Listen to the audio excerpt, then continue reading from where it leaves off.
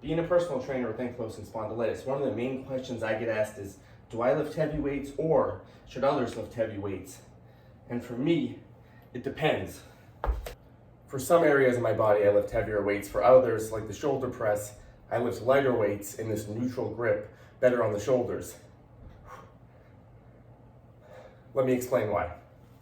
Firstly, everyone's going to be completely different in choosing what exercises to do, what movements to focus on, what their circumstances are, what their goals are. But for me, here are some of the things I focus on being a personal trainer with ankylosing spondylitis. Also, some of the things I focus on with my clients with ankylosing spondylitis. The first is going to be the joint health. We want to make sure we're not loading up the body and putting more stress on the joints. We want to make sure we're really starting safe, low impact, and make sure your body adapts well to whatever stress you're putting on it. So there's many ways to strength train, and we want to make sure we're not loading up the posture with too much weight. So one thing with ankylosing spondylitis that can be really affected is the posture. That really tends to make us lean forward a little bit, have rounded shoulders, have a lot of tightness in the upper body. So the one thing we really don't want to do is lift when we're out of alignment and in that position. So if you're really struggling with that forward posture, we do not want to be loading up the body and doing something like the curl, or we don't want to be doing overhead presses if we're really tight in the upper body. So the first step with that is focusing on the mobility, the posture, the movement to loosen up. We have to focus on that first. We have to focus on the alignment.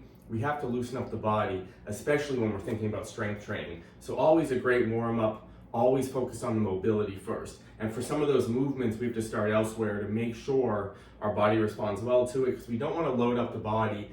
They'll just do more harm than good if we're loading it up with too much weight. We're just adding more stress to the body. Also, if we're trying to get out of this position by opening up the body, we don't want to add more body pressing forward, but there's many ways to work on these positions that you can start out with. So the first thing is, resistance bands are a great tool to start out with or to keep in your program for ankylosing spondylitis, for joint health. A little safer on the joints, low impact. And I talked about the posture. If you're really struggling, really tight in the upper body, you feel rounded through the shoulders, this is a little less impact, and we can stretch out the front of the body, and we can strengthen that upper back, squeezing the shoulder blades together, bands pull apart. And we're not loading up the weight, not loading up the body improperly, and we're working on loosening up. So a great tool to start out with, maybe before you're thinking about weights, especially for that upper body. Again, if you're dealing with inflammation in the upper body, you're dealing with tight postural muscles, a loose, strong approach with the resistance bands. That's what I always think about, loose and strong. So with resistance bands, we can work on the posture, we can reduce the range of motion for some of these exercises to really focus in on strengthening the upper back. One of my favorites, elbows back, tucked into my sides, trying to get nice and upright, shoulders back. I have enough tension on the band, so when I bring my arms apart, I'm feeling this right behind the shoulders. So I talked about that rounded posture, a lot of us struggling with that tension and that whole back. So one of my favorites to open up, but with this one, I'm keeping my elbows locked in, and I'm just trying to move through that upper back, through that rotator cuff. So we're thinking about all those muscles of the upper back. This is a great low impact tool. This is a very hard exercise to bring weights to, especially if you're feeling really stiff and tight. So always start with a light resistance band. You can get a pack of 5, start with the extra light, make sure your body adapts well to it. So part of my shoulder strength, shoulder health program is this external rotation, but I'm really tucking in my elbows, my shoulders are back, and I'm strengthening that whole upper back rotator cuff. One of my favorite tools.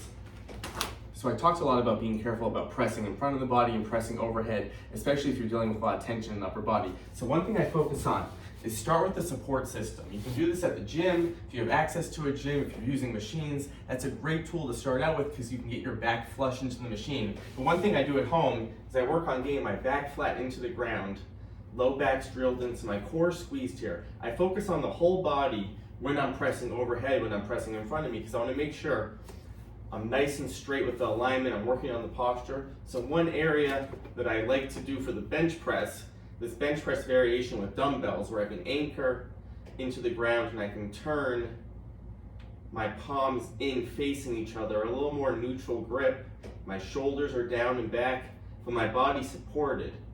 So a much safer alternative. And with this is one of the exercises where I do lift a little heavier, but you shouldn't start there. You should start with lighter weights because still, it might be hard for you to get into this position. You want to make sure you're comfortable in this position. So again, Start at the gym, start with machines first, start with bands, start with body weight exercises. But one thing I like to really do, this is an exercise that I can bring some strength to it, a little heavier weights, but I'm still slow controlled,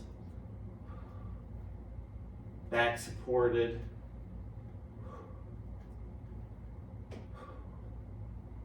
And my shoulders can't round forward because the floor stops them, and I can really glue my whole back in. So with the strength, I'm working the posture with the strength, and I'm focused on that upright posture with every position I'm in. So again, I talked about pressing, and I showed you earlier how I was pressing overhead with those lighter weights.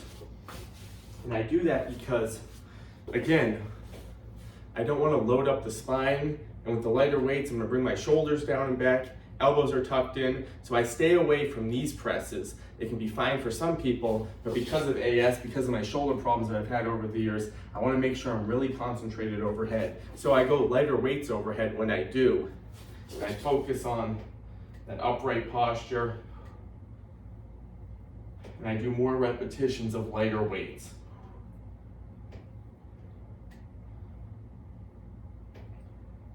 So this is where everyone's going to be different. For some areas, you might want to do lighter weights, more reps. Other areas, maybe you add a little more resistance to it, but always start light.